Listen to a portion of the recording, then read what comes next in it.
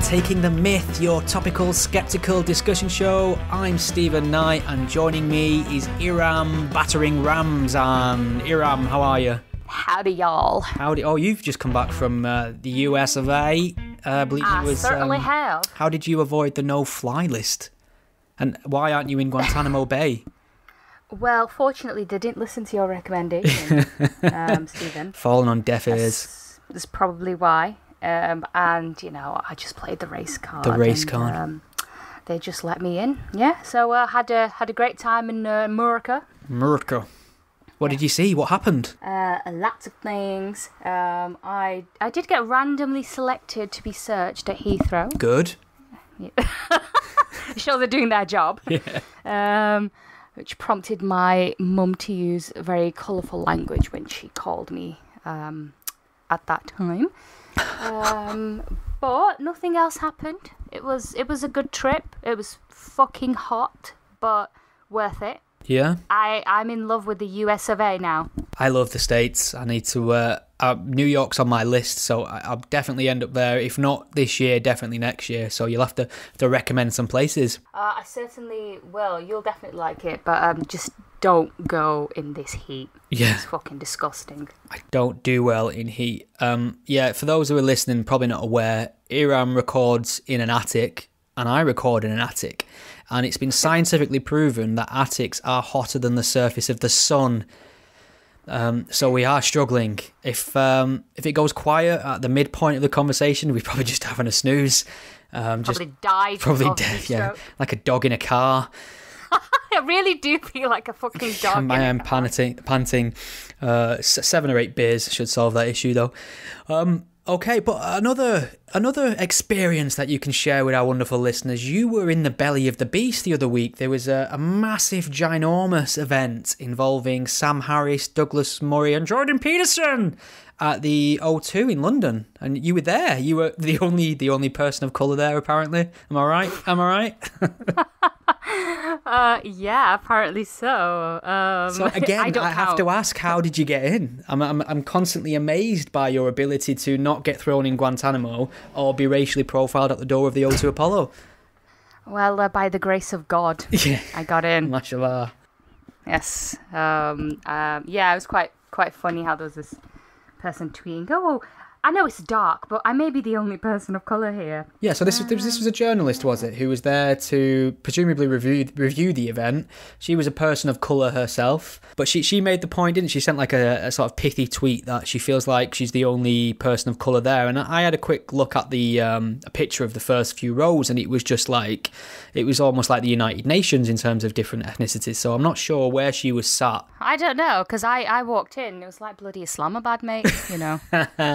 Bare Asians. Bare, like, proper, man. Right. But, I mean, to be honest, I won't lie, I actually did think that the same thing myself when I was queuing to get in and, you know, got strip searched, everything, you know. I was like, wow, this is really, really, why are there going to be any brown people? Not that really makes that much of a difference to me, because I don't see why. I mean, if you go to, like, an IERA event, they're all brown. Yes, no one makes a fuss about that, do they? No. No calls for diversity at a conservative Muslim event, is there? Yeah, exactly. But Beards, then when I was mandatory. Brown skin, mandatory. Penis, mandatory. Long dresses on men, mandatory. Yeah. When we were finishing and the event had, you know, completed, I stood up and nearly I swear every third or fourth person was a woman, quote unquote, of colour. And maybe it was where she was sitting, or maybe it just goes to show you that you don't really try and look for people in the dark. It's generally not such a good idea. Yeah. Oh. Learned that the hard way when I've lost many a date doing that. Oh, yeah. No, tragic. So tell me about this event, because, you know, the way people describe it and look at it, it's almost like it's some sort of far-right neo-Nazi woman-hating rally. So what sort of things were being discussed? What could I expect if I'd bothered to get my arse to London to watch it? No, it was actually really, really interesting. I knew they were going to talk about religion. The only criticism I have is that Jordan Peterson, around 1 hour and 15 minutes in, asked people if they'd prefer a Q&A or if they'd prefer Sam and Jordan to continue, and they wanted them to continue talking for another 45 minutes, and they did. So there's no Q&A, and I really would have liked maybe at least 15 to 20 minutes of Q&A, even though we all know that when people get up to ask a question, it really is just to make a comment. But still. Yes, so here's my feeling on this. I am anti-capital punishment, and I abhor violence for speech, but if you're asked to present a question in front of an audience and you embark on a monologue, I think instant death is probably fair. I'd want to punch him in the neck. Yeah, right in the throat. Yeah, right there, yeah. Okay. That didn't happen. I didn't punch anyone. Didn't punch a Nazi, sorry. Oh. But it was a really interesting conversation. I've never really heard Jordan Peterson talk that much before, except in the Muppets. Yeah, and the interview with Kathy Newman. You know that that interview. I bet that came up as well, didn't it? Surprisingly, no. Oh wow, I've heard him. He's basically gone on tour with that. I've heard him speak about it everywhere. So no, not this time. Not this time. But I've realised he waffles a lot. Oh yeah. And it's hard to keep track of his argument. I went with my friend, and we both just to each other like, what? What does that even mean? And I thought, am I just being thick? And then when I saw my friend doing the same, I thought, okay, no, it's not just me then. And someone was saying that he's better on cognitive behavior and that kind of stuff. But when it comes to religion, that's where he shows his weak points. And I think there was this point where he said he was talking with God. Okay, as you do. Yeah. No men in white coats approached him. Yeah, but that's the thing. You'll be like, well, what do you mean by God? Do you mean your internal monologue and conscience? Do you mean a supernatural deity that intervenes within our daily goings on? And he'll be say something glib like, why can't it be both? But you're not understanding. Like, you're not, opening your mind. He's Deepak Chopra. What's really irritating to me about the way Jordan Peterson has this discussion is he's very anti-postmodernist, and I agree with him on this point. He's annoyed with faculties and certain factions of academia that twist the English language to the point where it doesn't resemble anything meaningful anymore. It's a way of infiltrating through the back door really shaky arguments and premises that just need some creative pokery jiggery in terms of semantics to almost sound like they make sense. You're just bending words, and he abhors that, and he always rails about it. Now, the second you get him speaking about God, that's exactly what he turns into. Exactly. When you said that, I thought, hang on a minute. But yeah, I mean, he wouldn't, when Sam was asking him about, who wrote the Bible, is it divine or not? And he just started obfuscating again. And I think that's obviously where Kathy Newman failed with Jordan Peterson, because you really need to know exactly what questions to ask and how to ask him, because as soon as you ask him the right question, that's when he fails. And obviously she didn't do that. They talked mostly about Christianity, and Judaism. They didn't really talk about Islam that much. Sorry, all you Sam Harris haters who think he's a massive Islamophobe. They didn't talk about Islam that much. I was kind of offended. I felt really left out. I was like, bash my religion too. Yeah. That is a shame. But the one point that kept coming up a lot, and this is surprisingly also Douglas Murray agreed with this. He didn't speak that much. I think he was a very quiet moderator, and he even admitted himself later. They kept talking about how secularism equals what Stalin and Hitler did in the 20th century, and Sam was saying, well, no, not really, because what they did resembled a religion. And then Douglas Murray said, the reason why the SS did what they did was because they didn't think God was watching. Bullshit, Douglas Murray. Whatever, Stephen, we know what you get up to because you don't think God's watching. Yeah. I mean, I know what I do, and I don't think my family is watching, but that's obviously a different matter. But it was sort of on that line. They mentioned that a lot, and that is a common argument used against secularism or against the idea of not believing in a god, because it leads to Hitler and Stalin.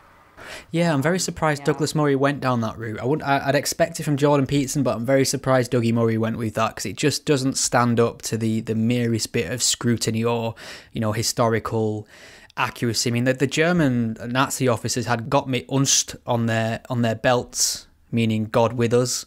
Some of the first treaties Hitler carried out were with the Catholic Church. Hitler himself claims to be a devout Catholic, said he was doing the Lord's work. I'm not saying Christianity gets you to, genocide of the Jews, but to say that it was sort of atheism or secularism or Enlightenment values that got to Nazi Germany, I just think doesn't stand up to the merest of poking. That one certainly doesn't. Yeah, you're right. But what about the Stalin one? Because obviously communism is, not in favour of religion. So communism is godless, but it's sort of a category area there where people assume that because it's sans deity, it can't be a religion, and that's just not true. I mean, it was a personality cult. Communism was a quasi-religious force in the day. Yeah, that's what Sam said. Yeah, and it's similar. You can make comparisons to sort of North Korea. They don't worship a monotheistic deity. However, they believe that their leader is divine and can produce miracles. And there were reports a while back that UN peace missions that sending in food and stuff like that. They North Korean people think that they're tributes to their dear leader. There's not a more religious place on the planet than North Korea, if you look at it in terms of that. Well, they also, I think it was Jordan Peterson who said it, or was it Douglas Murray, when they were talking about Nietzsche and the idea of God is dead, and they said, the lack of God would lead to nihilism and totalitarianism. This is what we saw in the 20th century, blah, blah, blah. And then Douglas Murray said, I don't know if he was quoting somebody on this, but he said the only thing worse than religion is the absence of it. I think there's like a fear of alternative. People need a group or identity because essentially we are still tribalist. And they were saying, they were going through this argument, and we've touched upon this before as well, where they said, we can argue against religion, etc., but people still need these stories. People still need rituals. Not everyone can not believe in God or not have a religion. And Sam said, but basically, isn't that saying, religion's for all you stupid people, like you're too stupid to think rationally and critically? And see, here is where I'm a little bit torn on this, because I was having this exact discussion with a non-believer myself. We were talking about this. You mean filthy infidel pig? Well, you said it. He was just saying that this is why he sometimes disagrees with atheists, because he likes the idea of, say, Islamic reform, whereas some people who are very hardcore in their Islamic beliefs and don't think reform can work, don't think reform should work. And he said, but most people are essentially not like that. We're full of contradictions. Some people still need superstitious beliefs. He's saying, I'm not saying let's not discuss this at all. Let's not advocate for atheism as well. But at the same time, if it helps to create a better world, that we can reform certain aspects of religion, why not?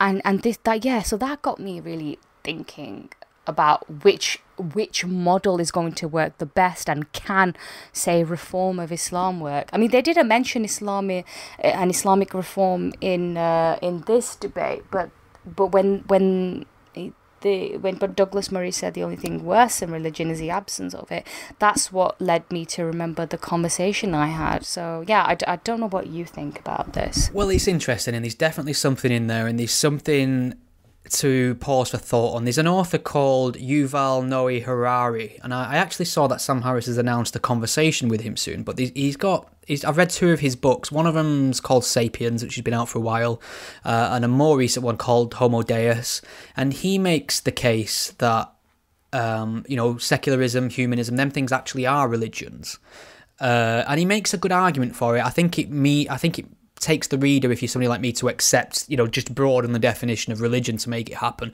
But he makes this great idea that, one of the best inventions humans had is this idea of concepts and ideas and ideologies, because it binds us together around a common cause, even if that cause is wrong. Yeah, so essentially we're tribalist. We are. So what I think is that what the best progression for me would be more of a focus on epistemology, and by that I mean how people go about deciding what they believe in. Do you apply faith-based reasoning to your outlook? Do you try and look at things through the lens of logic and rationality and science? And I think that's what it boils down to. I don't think beliefs per se are the problem, or religions, if we are going to call secularism and atheism and humanism a religion, which I'd probably have to disagree with. But if we are going to call on them things, it's not necessarily having the religion or them beliefs, it's how you arrive at them, I think, should be the bigger focus.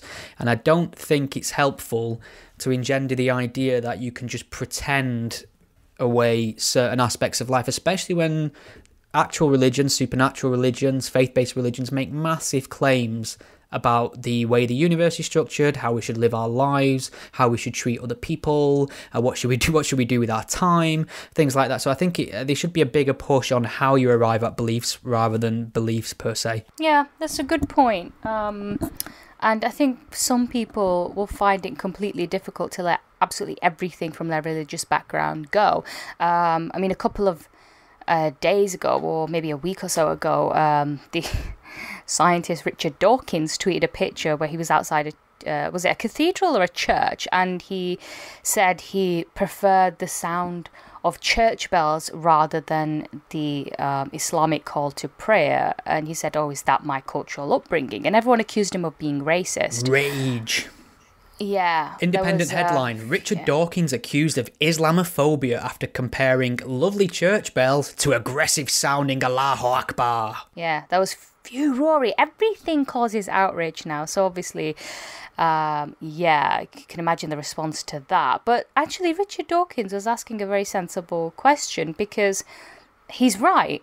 It's his cultural background, him being culturally Christian, let's say, that means that he appreciates Christmas carols or church bells or even church buildings. I mean, you can't not be impressed by certain churches and cathedrals. They really are quite architecturally stunning to look at. Yeah. As opposed to most mosques in this country, because they're just in someone's living room, and that's not really impressive. Whereas if you go to, say, I don't know, like Turkey, and you see Istanbul or something, the Blue Mosque there, so you get some really nice mosques there. But and then obviously everyone was saying, I love the call of the Islamic, azan. And I thought, really? You'd like it at 5 a.m? Really? I think it's not just that as well. So if we are going to compare sound, like for like, one's the sound of bells, which could be taken neutrally. The other one is somebody wailing out, God is great. Yeah.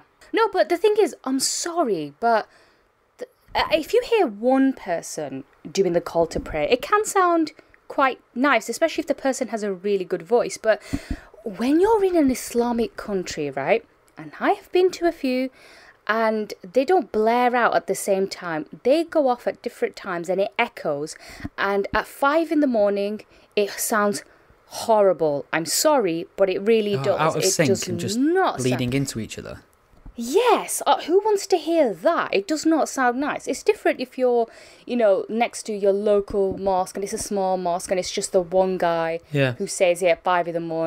and I mean, even then it's still disturbing you, but it's not as bad. But if you're in a Muslim country, they all go off at different times and they don't sync and it sounds horrible. It does not sound nice at all. Some people as well see it as a display of supremacy. We're telling you have to hear it.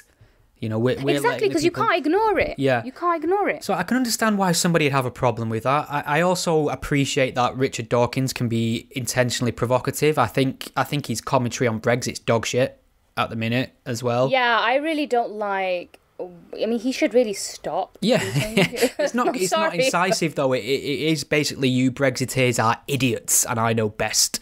And I don't think that's... He's got that attitude. That's Richard Dawkins for you. He's got that sort of attitude and that tone to the way he speaks. He doesn't realise that that's the attitude that got us Brexit in the first place. So... Yeah. Okay, so but everyone went mad for him. You know what was really interesting to see, though, was there's an author called Jon Ronson. Big fan of his books. He's done some incredible pieces of journalism books. He's spent time with extremists. But he tweeted out as well, like, it's such a shame to see Dawkins tweeting things like that out, especially as a fan of the God Delusion.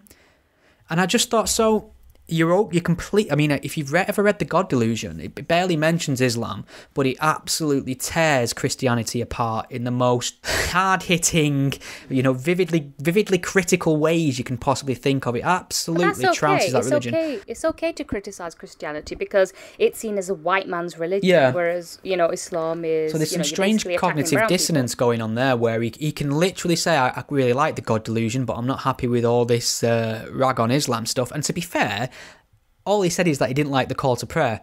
Yeah, he said didn't say let's shoot everyone who recites it. Yeah. That would definitely be a bit racist. But he didn't say anything like that. He just said he didn't like it. That's up to him. He doesn't have to like it. What's the big whoop-de-doo-da? I've got a little story. I don't know if you heard... The call to prayer. Yeah, just keeping on the Islami topic. The removal of the Saudi Arabia flag during the World Cup from some British eating and drinking establishments because it had the Shahada on it. Yeah, and I got really pissed off about this. So just to summarise it, basically, during the World Cup, or, when the football's on, or soccer for my American friends. I call it soccer now. Soccer. I'm technically American now. And England played well. I was so happy. Like, this is I've not felt this way since Euro 96. It's been fantastic. But the pubs, to get into the spirit, put all this bunting up, which is just essentially, for those who don't know, it's just flags that go around the interior of the pub, little flags, and we're basically trying to represent all the teams that are in the World Cup. Even my local supermarket had them all up. But due to a number of complaints from what I can only assume to be Muslims, the Saudi Arabia flag was removed from the premises of these establishments, this large chain of restaurants and pubs, because, quote unquote, it was offensive to put that flag in the context of alcohol, because that flag contains the Islamic declaration of faith on it, the Shahada. And the pubs and restaurants capitulated to this and, essentially got on board with Islamic blasphemy law and removed these flags. And I was drunk, Iram, and I was so indignant and pissed off. I went straight to Amazon and I ordered like a massive, I don't know what size it is, I think it was fuck off's the size, a fuck off size Saudi Arabia flag. Because I thought, you know what, fuck this, I'm going to get this Saudi Arabia flag and I'm going to make a video and I'm going to do a little sketch, and at some point I'm going to spill a beer and I'm going to use the flag to wipe the beer up. I think that's what went through my head. And well, you're not dead, which means you didn't do it. Exactly. So I'm quite confident after 6 pints of premium strength ale. The next morning, when I had my massive, ginormous Saudi Arabia flag drop through the letterbox, felt a little bit differently. So if anyone wants a giant Saudi Arabia flag, maybe we can raffle it off. I mean, it's just fucking ludicrous because when I was in America, went to I was just gonna say that. Went past a few bars and they had the flag of absolutely every single country on that, and there was Saudi Arabia on there. So I don't know why people were complaining here. No one seemed to mind over there. And if they didn't have the Saudi Arabian flag, wouldn't they have been accused of racism then? Yeah. Or xenophobia? And let's be fair. If conservative Muslims are not happy with that, they're not the ones in the pub seeing it, because they wouldn't be there themselves. Oh my God, are you applying blasphemy laws? Are you saying that Muslims don't go to the pub or drink beer? Oh my God. Conservative Muslims don't. You know it's funny. We've not slapped my man for a while. I remember he was really, really, really strong on his anti-alcohol diatribes on Twitter. He'd takfiri other Muslims by saying how much they drunk, and he'd constantly go on rants about the evils of alcohol and stuff like that. He's now promoting gigs that he's playing sponsored by Jack Daniels. He's promoting the Jack Daniels lounge that he's playing in, and these pictures of him singing with the Jack Daniels logo in the corner. It's almost as if these flowing Islamic robes and all this espousing of Islamic virtue was just a fucking act to get a bit of notoriety. It's almost like he'll do anything for attention, isn't it? It's almost as if he was just fucking chatting shit the whole time. Yeah. Well, something I'm going to mention, and I'll say now that I don't want to spend a massive amount of time on it because we've covered it before, but I know that it's going to go for in about 45 minutes. And that's God, this. I better know what it is. You ready? Oh, Tommy is in contempt of court and should be in jail.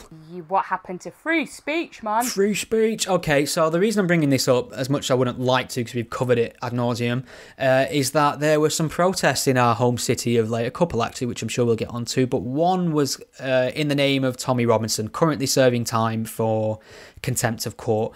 The police are currently looking for about, 9 or 10 people that were there that were caught up in violent clashes with the police. Apparently 21 police were injured. So these people have gone to the street under the banner of Free Tommy Robinson because they want him exempt from the law for some reason. I'm not sure what they're asking for. There's a lot of conspiracies intertwined with this. People think that it's the state bringing down the man, etc. It's all by the by. We'll let that take care of itself. But there has been an appeal process for Tommy Robinson. He's got himself a crackshot lawyer. He's got people from Rebel Media, raising the big bucks in appeals. There's even a free Tommy ringtone you can download for your phone. I don't know how that goes. Have you heard it? Yes. No. What's that guy called? That Ezra Levant, is he called? So there's a guy called Ezra Levant. He's a rebel commander at the Rebel Media. I think he owns Rebel Media, essentially. He's a Canadian guy, but he's really, really pushing this free Tommy stuff, and he's tweeting out links to support the legal expenses and to support Rebel Media because they're covering the truth. And you can also pay some money and get a Tommy Robinson ringtone. Shall we fucking, you know what? Have we got time? Shall I buy this ringtone now and just see what it is? Oh my God. What do you reckon? Right. Although then I'm inadvertently paying into it, aren't I? Yeah, but it's research. If that's up to you. Okay, it's research. If it costs, then I'm Asian and I'm really cheap. I wouldn't pay for it. Basically, that Ezra Levant was at the appeal the other day for Tommy Robinson. Well, he was waiting. This is what he tweeted out. While we're waiting, here's a few things you can do. Chip in to Tommy's legal bills at www.notreadingthisout.com. Get your free ringtone at www.notreadingthatouteither.com. Or 3, if you want to help our Rebel report, you can chip in at notreadingthiseither.com. Or tweet free Tommy. So he's ratcheting it up. He's monetizing the entire thing. He's monetizing credulity, essentially, because I don't think a lot of the people who are getting behind this are fully informed as to the law and why Tommy's in prison. Okay, so free Tommy Robinson ringtone. Oh no, luckily you can hear it on YouTube, so I don't have to buy it. So I can listen before I buy. You ready for this, masterpiece? Go on. Someone said to me, Ezra, why don't you sell a ringtone for people's smartphones with that Tommy Robinson chant? You know, the one?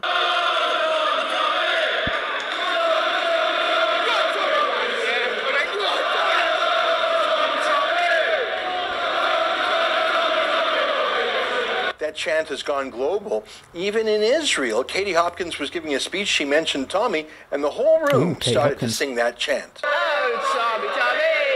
Tommy, Tommy, Tommy, Tommy, Tommy. Oh, fuck me.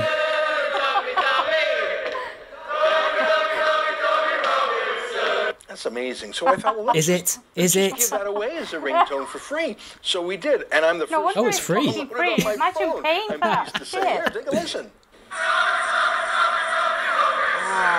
Right, have we heard enough? I think we've heard enough, haven't we? I love it. Anyways, talk about a conversation Fuck starter. off, Ezra.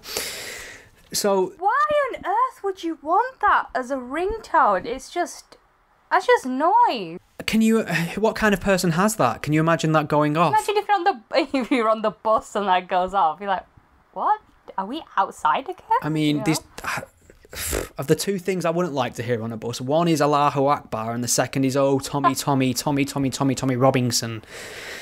So there's a little bit of a cult of personality developing around this guy. That's it. His fans will not hear a word said about him. Now, I'm not saying he's going to be wrong on absolutely everything, because it really He's not. I think he's right on a lot of things. But Yeah, it takes a lot for a person to be completely wrong on everything, but I mean, Owen Jones manages it. Sick burn. Sorry. But it's like whenever he does something wrong, his supporters won't accept that. They just think that he's a victim all the time, and I'm really, really suspicious of someone who constantly claims to be a victim. Yep. There's always alarm bells that go off. And it's like, even in court, he pleaded guilty in court. So if he's pleading guilty, then that tells you that, look, he's admitting that he's broken the law. He needs to serve time for it. And it's not like he was punished harshly. He got the right sentence for it. Yeah, so I've got a couple of things to say. You made a great point there about only having one side of this conversation in terms of Tommy Robinson's always being done by the man and the police. I've read his book, Enemy of the State, and if everything he's written in there is true, he's the most persecuted man in Britain, fair enough.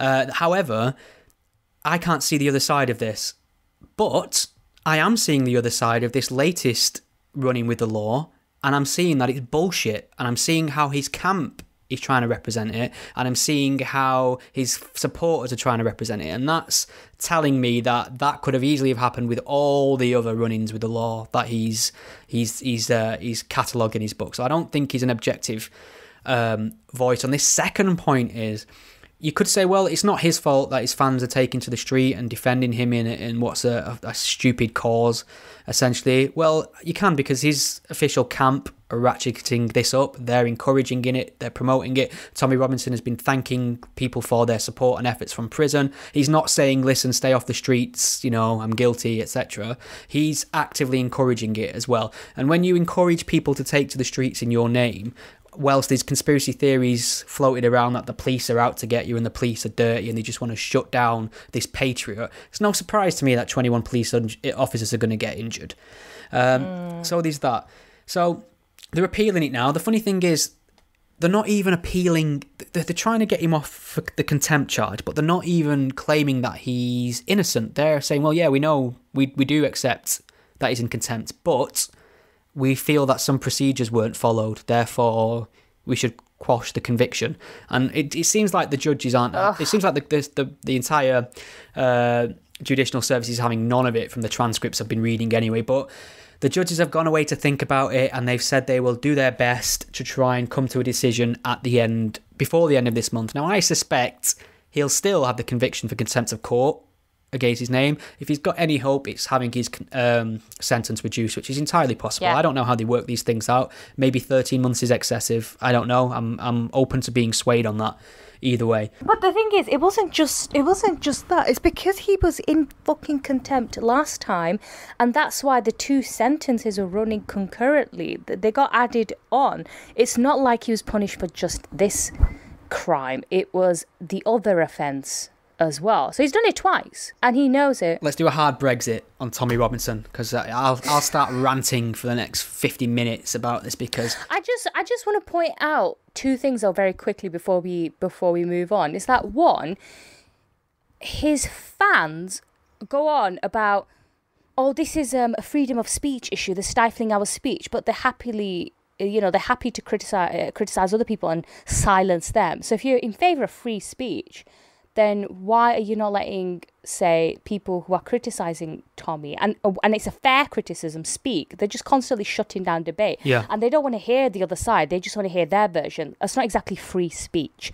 And secondly, I remember last time when we discussed this, and there were a few American people on Twitter having a go at us saying, oh, so you defend these laws that curtail speech, you should be ashamed of yourself. And I remember you saying, yeah, but we live in the UK where we have these laws. You don't necessarily have to agree with them, but unfortunately you have to put up with these court laws. In America, you do get a lot more free speech, and you do get people saying all sorts of things while the bloody trial is going on. Yeah, it's a circus, but here, isn't it? Yeah, it really is. You don't get that here.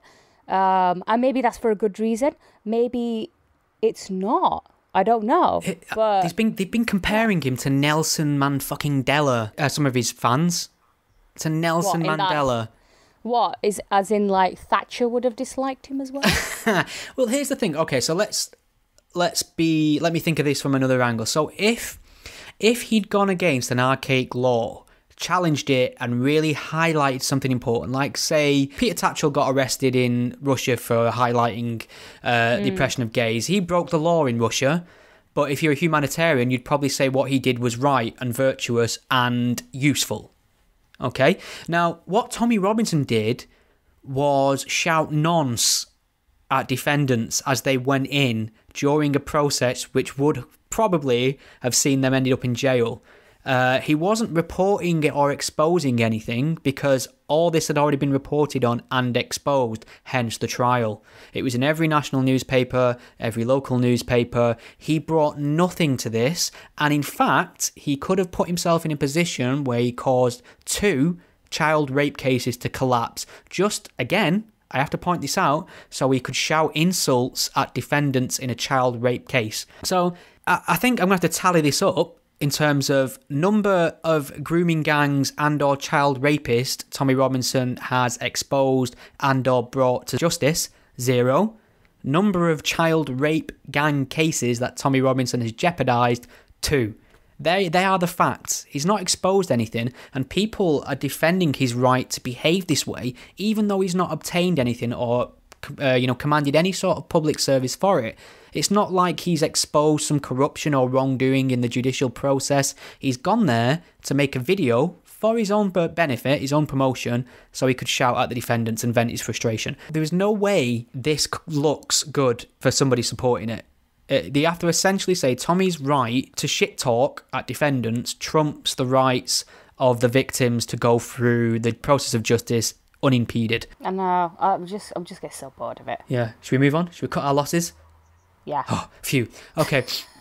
Talking of numpties protesting, we had the anti-Donald Trump protests. Now, I couldn't get on board with either the Free Tommy protests because they're essentially asking for, somebody who's a criminal to be exempt from the process that kind of catches him out for being a criminal. Can't get on board with that. And the anti-Donald Trump protest, couldn't get on board with that because they don't seem to know what they want, apart from signalling the fact that they hate Trump. Some of the signs were very creative. They weren't really calling for anything specific. They looked like they were having a good time, though. They was enjoying themselves. I just don't know what that serves, what they hope to achieve, or what they think they accomplished by protesting Donald Trump. What do you think? I actually know someone who went to the protest. Well, I know quite a few people who went, but there was one person who I spoke to. And I said, I don't really see the point of certain protests because I don't think they achieve anything. And he said, oh, but that's not the point. The point is that you're there to make a stand. They're there for the selfie. Achieve anything.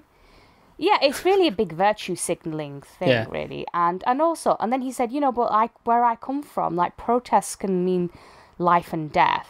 And he comes from Turkey. So I guess I see his point. And that's what I said to him. I said, if you're from a very authoritarian country or a country where democracy is being stifled, then protests can make a difference. You had the Arab Spring protests.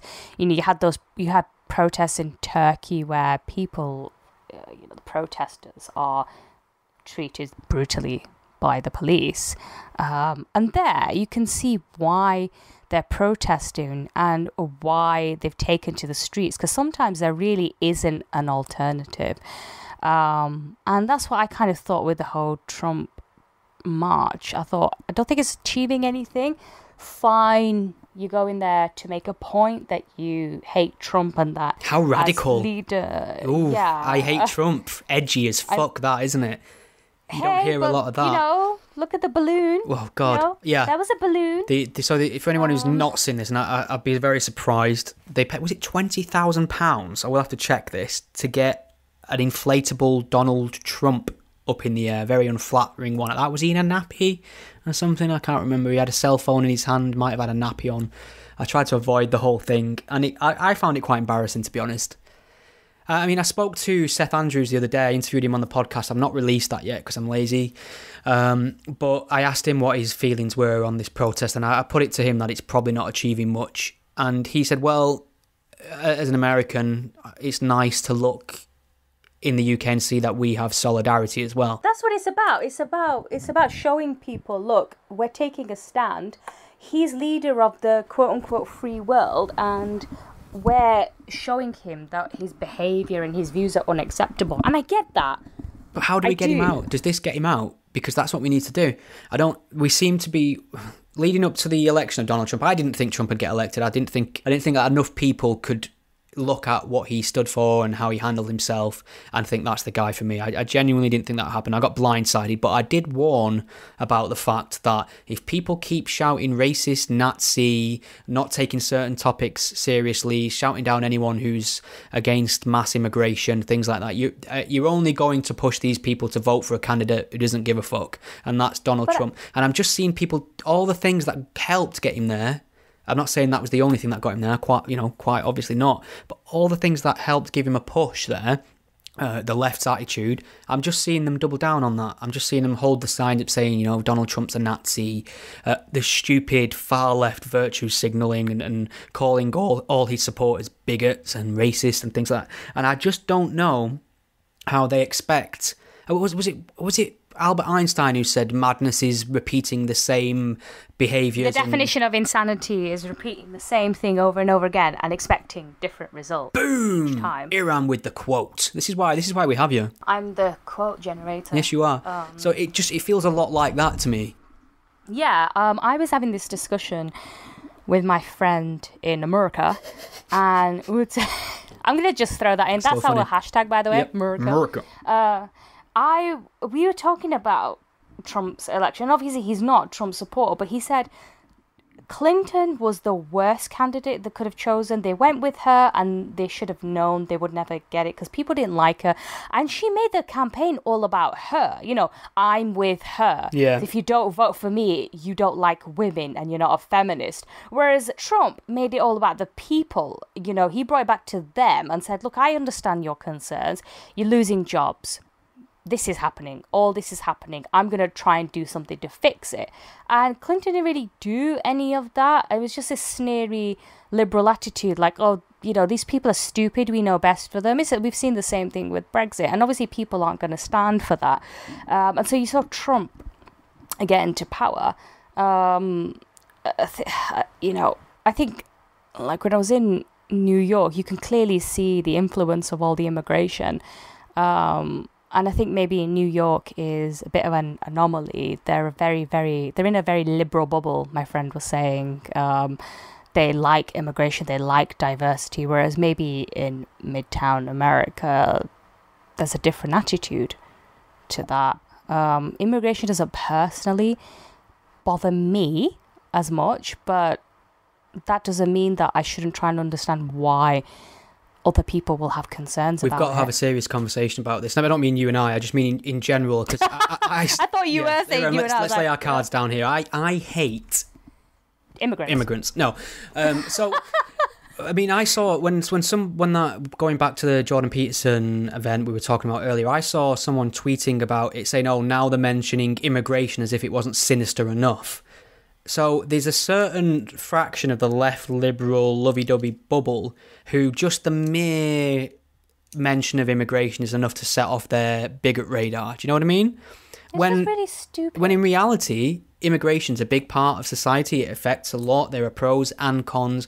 And whenever you poll people across Europe, the top two concerns are always terrorism and immigration, or immigration and terrorism. More people than you think care about these things, and not everybody who does is a racist or just hates people who don't quite have the same skin tone as they do. Those people do exist. They are dangerous. We should linguistically spank them every time we get the opportunity.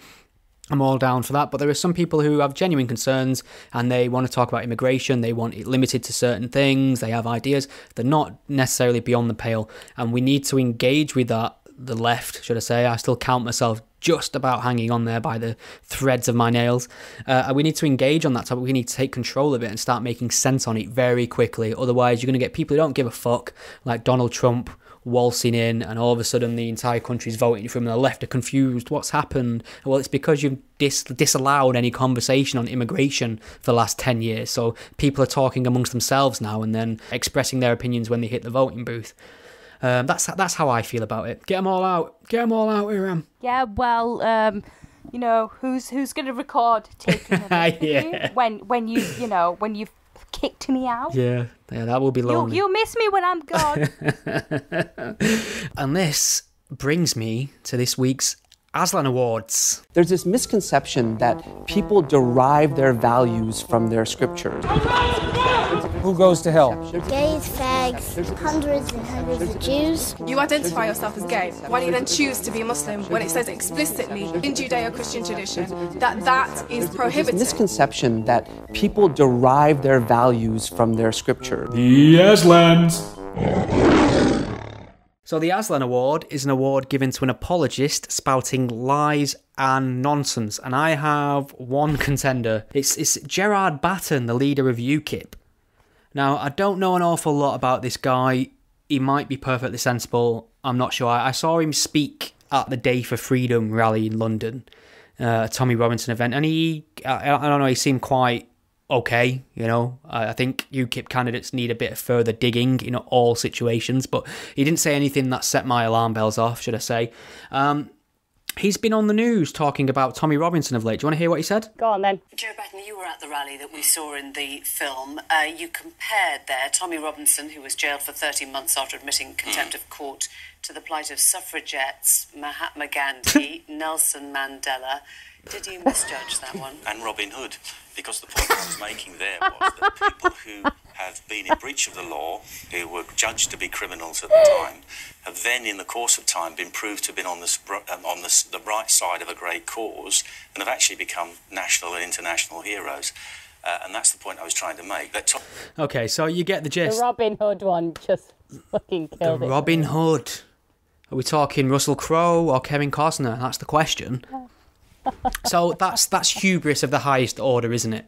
Comparing what Tommy Robinson's going through currently, being jailed for being in contempt of court, to the suffragette movement and Nelson Mandela. He basically went, who's been in jail? Suffragettes have been in jail. Nelson Mandela has been in jail. Mahatma Gandhi's been in jail. Tommy Robinson's in jail. Robin Hood. Robin Hood. OJ? OJ Simpson, yeah. OJ didn't get a look in, strangely. So that's where we are now with the hysteria and the rhetoric surrounding Tommy Robinson. And I don't think it helped that the fact that when he first got sent down for it, there was a reporting restriction on that as well. So it allowed conspiracy to fester and run amok. But even though the truth is out to an extent, it's still not halting this process. So Tommy Robinson, I've said this before, I still think he is the most influential British activist alive. For sure, in terms of his influence, how he can get people to congregate on a whim, essentially. Not a lot of people command that power. Not many politicians command that power. So there is something there. He represents something, and he is influential. Doesn't mean he's always right. And it doesn't mean just because he's been arrested that he should be compared to people who have been falsely imprisoned, should I say? I mean, Mandela's a bit sketchy, but we'll gloss over that. Well, so were the suffragettes, because, you had the suffragists and you had the suffragettes, and, one of the groups always resorted to violence, etc. And sometimes I get why these tactics need to be used. Maybe they do, maybe they don't. Depends on the time you're living in.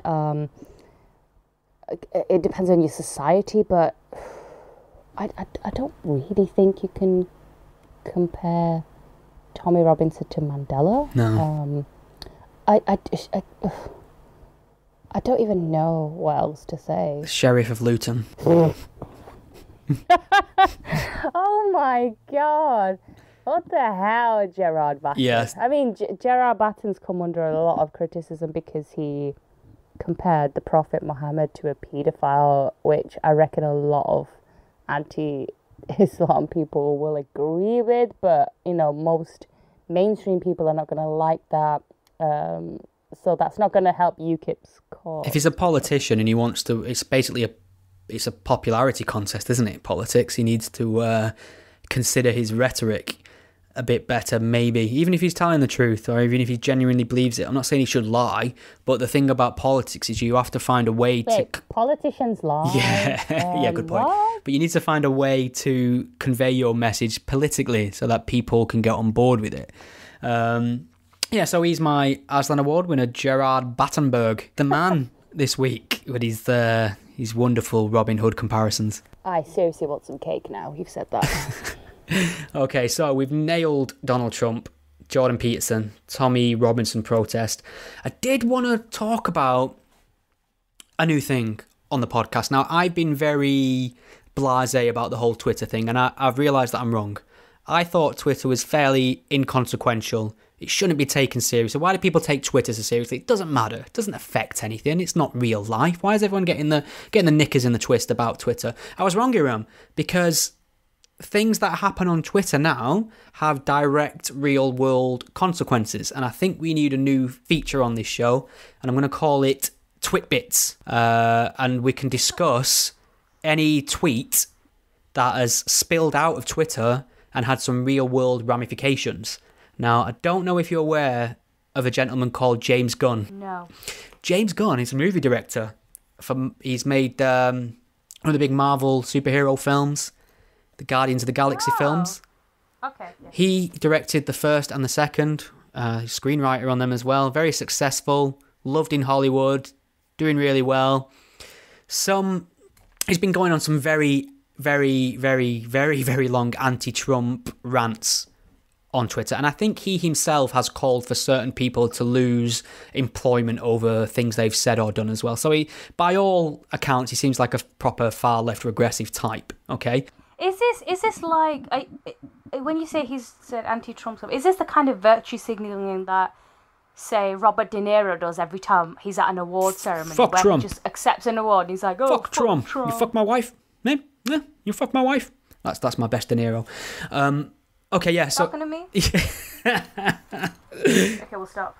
So, yeah, it is this Hollywood left-leaning, virtue signalling. Fuck, so bloody radical again, might I remind you, Iram.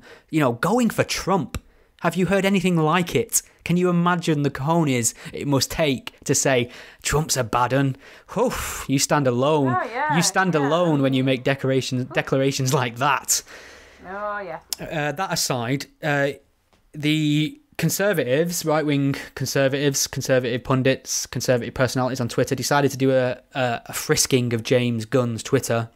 Found tweets from 10 years ago, I think, where he was... 10 years? 10 years, when he was making jokes about rape and paedophilia.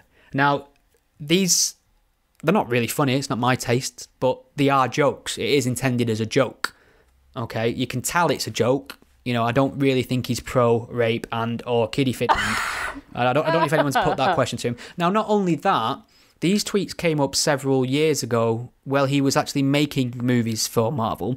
To no fanfare. They came up and they kind of died, and he apologised publicly. He said, look, when I was younger, I'd say things that were shocking on purpose. I'd say things that were provocative, purely for a reaction. That's who I was. I'm not happy about who I was. I've changed, I've grown, I've realised it was wrong. I'm sorry if I've offended anyone. It's not who I am anymore. I channel my energies, blah, blah, blah. He gave this really expansive apology, threw himself on his sword for it.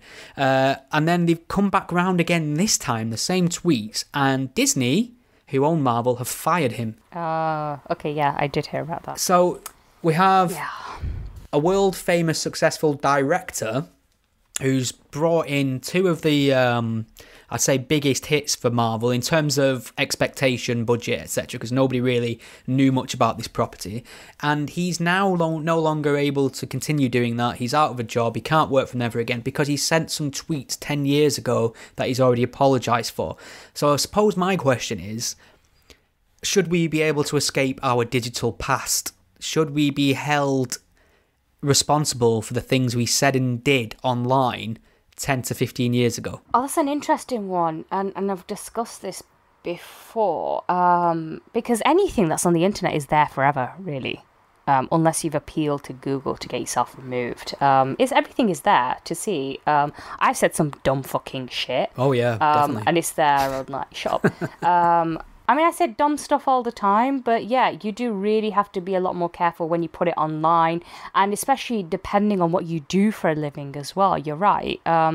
I know somebody who was bothering a very, very famous broadcaster and theologian and cricketer turned band singer. He was bothering him on Twitter and challenging his views, and he managed to get him sacked from his job as a nurse. Do you remember that? I do. He just got sacked from his work, and that's what happens. I think when you work in the NHS especially, you're held to higher standards, and yeah, unfortunately everything you put online is there forever, for good or worse, for better, for richer, for poorer. And I think, but the thing is though, if he's already said before, like, look, I've said stuff about X, Y, and Z that, you know, I was doing for X, Y, and Z reasons, but I don't believe in any of it. I don't really see what the issue is. Yeah. If he's already admitted, look, I've said this before and I don't think that way now. It's different if someone has said something no one really knew about and it's just recently resurfaced and they haven't ever clarified what their views are now. I guess I can see the logic in that, but if he's already admitted that he's changed, yeah, what's the big deal? Are we always advocating for people to change their views? And, you know, if he's admitted that he doesn't do that anymore, then surely that's a good thing. Yeah. It's almost like a Disney story, isn't it? The offensive ogre who grows as a person and becomes a valuable member of society. How long did it take you to come up with that? Yeah, on the fly. Yeah, Marvel, if you want to get in touch, I'm available. But I think one of the things that bothers me a little bit as well is that it's not necessarily that... I mean, maybe people have certain views that are, you know, completely against the Disney brand or whatever, sure. But these were jokes. Do you know what I mean? So they're not. It's not even like they are his opinions. They are framed as jokes and presented as jokes. So the crime here is making light of rape and paedophilia for the purposes of humour. Now I understand why some people would want to take umbrage with that. Fine, but my point is, like, I tweeted out a very glib tweet the other day about how I tweeted out a picture of Robert Downey Jr. in all these various mugshots from all the arrests he's had for various drug-related incidents. And I just tweeted out the mistake James Gunn made was joking about illegal things rather than doing them. So my point on that is Robert Downey Jr.'s got a very checkered criminal past. Yet he's come through that to his credit. He's got himself clean. He's become one of the most successful actors on the planet. And we celebrate that. He still is. And and I do celebrate that. I'm not being critical of him for changing who he is. But are we saying that people can't change and grow and make mistakes and move on from them? It just seems very knee-jerk to me. I think Disney have panicked with the paedophilia aspect given their, you know, child-friendly brand. The other point is how in a time where we have the internet, where we have information at our fingertips, we're even more willing to censor things as well now as a society. There was this discussion on the BBC's Moral Maze. It's on Radio 4 every week. I was actually on it this time last year as well, by the way. Just thought I'd mention that. And they were discussing the internet, and nearly everyone who came on to talk about it, bar one person, they were all coming out with the whole, oh, will somebody please think of the children kind of argument, and how the internet, and I swear, they were comparing it to like crack cocaine, and how the internet giants and the internet bosses are kind of like the dealers on the streets, and we need to go after them. And, you know, they wanted it all regulated because, oh, what will happen to the children? You think, how can you regulate the internet like that? And what exactly do you want regulating? It's like people are so willing to shut down debates and censor things because people are thick. They can't think for themselves, and so they need the state to intervene, or they need other people to step in and say, oh, look, we know better. We know what you can and can't listen to, what you can and can't be subjected to, so we're going to come and shut this down. It's very patronizing. Here's a suggestion. If you're a parent, control your fucking children. I said the same thing. Like, why is it that the state is intervening in something that a parent could easily do? How difficult is it for a parent to say, right, no internet after 7 p.m, no iPad at dinner time. How about I'm not going to buy you an iPad because I know you're going to be on it all day long, blah, blah, blah. Oh, you're on the iPad, you only had 30 minutes allowance today, right, taking it off you. You can install apps that do the hard work for you as a parent. I've read a few articles about this. You can have, you can limit screen time between certain hours. It's not good for children either. I'm reading a book on sleep at the moment, which is fascinating. There's a certain kind of blue light that emanates from these devices that really messes with your circadian body clock. It's the part of your biology that regulates when you go to sleep and when you don't. And if you're looking into an LED screen late in the evening, it can really, really mess up your chances of getting a proper night's sleep, which is very important when you're a young child. Parents, take note. I don't know. Every time I see kids on the iPad, I always think, oh, what's their sleep pattern going to be like? Little bastards are still asleep within 15 minutes, and then they have a full night's sleep, and I'm there struggling. I'm like, how the hell do you do it? Maybe it's a child thing. I don't know. I don't think it makes that much of a difference to kids from what I've seen. I'm still struggling to sleep. Bloody blue light or no blue light, but then I sleep in an oven, so yeah, that's not good for you. All right, so there's a big topic, and I don't know if it's worth mentioning this after the hour mark because it seems a little late in the day, but I'll just put out the feelers. I'll read the headline from the Telegraph. Scarlett Johansson steps down from trans role, admits she was insensitive.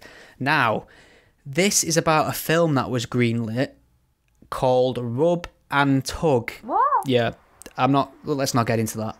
But Johansson caused an international backlash when it was announced she would be playing prostitution ringleader Dante Tex Gill in film Rub and Tug. This is a film about a famous person, someone who's well-known, public figure, who came into this world biologically male and I believe lives as a trans woman now. So they cast Scarlett Johansson, who's obviously a straight female, and the internet was in uproar about it. So there's this whole debate now about, can you cast non-trans people in trans roles? Can you cast able-bodied people in disabled roles? Where's the line there? Should people just let actors act and pretend, or should we be authentic in our casting choices? Acting is fucking pretending. It's not like this is a job interview and you're doing an actual job. This is fucking acting. Are we forgetting Chandler's dad in Friends? Yeah. That was a transgender role. It's played by a woman playing a man playing a woman, for fuck's sake. Why didn't they get a real transgender person to do that? I nearly walked out of Batman Begins when I found out Christian Bale wasn't an orphan and/or vigilante. I was most disappointed. Do you remember everyone had a big hoo-ha because there was a movie Leonardo DiCaprio did where he was playing the Persian poet Rumi, and they're like, oh, they could have got a Persian to do this, and they're right, they could have got like a really sexy Persian guy to anyway, I'm going off on a tangent. Yeah, they could have got a Persian guy, but it's Hollywood. Yeah, Hollywood is in America. It's mostly white, well, nearly Hispanic now. # too white. Actually, I think it's too brown now because there's loads of Hispanics there. That's not a bad thing, # diversity. But for fuck's sake, it's called acting.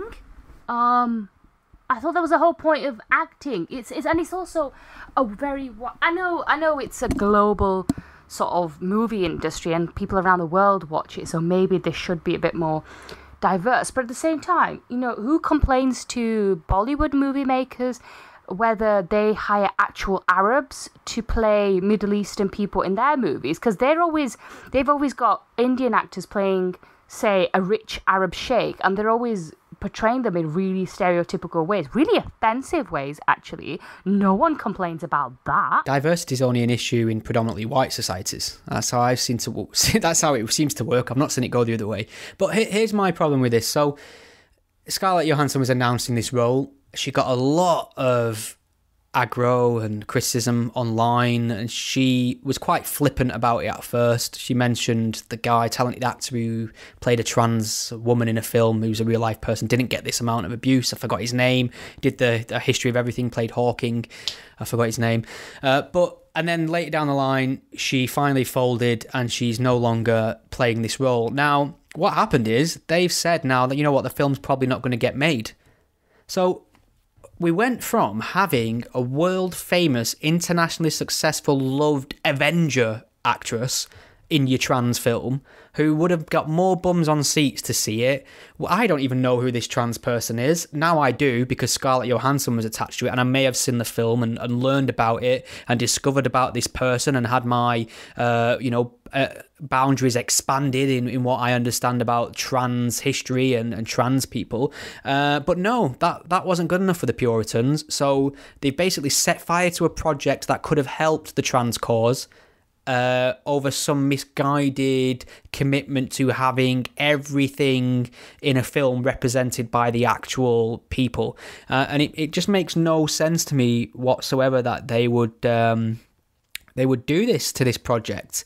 And now we're not going to get to hear about this woman. Her life story is not going to get to be told. And this has been... I don't understand how this can be a win for trans rights and the trans community. And the last thing I'm going to say on this is, I keep finding that the people who are most politically active in this trans political debate are not trans themselves. They seem to be speaking for this group of people. They seem to be appointing themselves representative of this cause.